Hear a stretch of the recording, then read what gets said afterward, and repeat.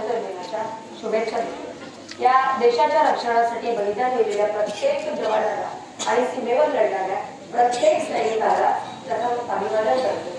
तब्बल 150 वर्षाच्या गुलामगिरीनंतर 15 ऑगस्ट 1947 रोजी आपल्या देशाला स्वातंत्र्य मिळाले। स्वातंत्र्यानंतरच्या भारत देशाच्या प्रगतीवर चिंतन करण्याचा आजचा हा दिवस आहे। आपल्या देशाने स्वातंत्र्यानंतर शिक्षण, आरोग्य सेवा आणि आर्थिक विकास यासारख्या अनेक क्षेत्रात खूप प्रगती केली आहे। आपल्या देशाचे पंतप्रधान माननीय नरेंद्र मोदी हे देखील आपल्या मन की बात या कार्यक्रमातून व्यावसायिक कौशल्य आणि कार्यक्षमता वाढवणे या हेतूने येणाऱ्या युवा पिढीला चांगले संदेश देत असतात।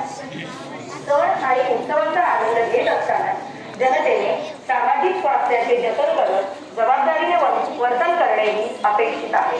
योगा करून शरीर सुदृढतेकडे लक्ष देणेही तितकेच गरजेचे आहे।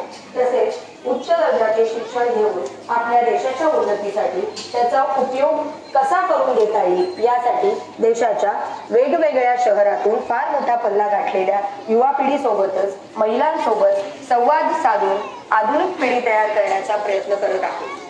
लोकशाही, धर्मनिरपेक्षता आणि सामाजिक न्यायासाठी भारताच्या वचनबद्धतेची पुष्टी करणे हे आपणा सर्वांचे ध्येय आहे आणि ते असणे गरजेचे आहे। आपल्या सिंधुदुर्ग जिल्ह्याचे पालकमंत्री माननीय रवींद्रजी चव्हाण साहेब हे देखील जनता दरबार सारख्या नवख्या उपक्रमातून सामान्य जनतेच्या व्यथा जाणून घेऊन प्रशासनाची सांगड घालून त्यांचे प्रलंबित प्रश्न कसे सोडवता येतील यासाठी प्रयत्नशील आहेत। त्याचप्रमाणे बांदा ग्रामपंचायत देखील 15वे व 16वे केंद्रीय वित्त आयोग अंतर्गत विकास कामे, जलजीवन मिशन अंतर्गत शुद्ध जल, नागरी सुविधा अंतर्गत मच्छी मार्केट सुशोभीकरण, संकीर्ण रस्ते, गटार तसेच गोवर्धन कचरा प्रकल्प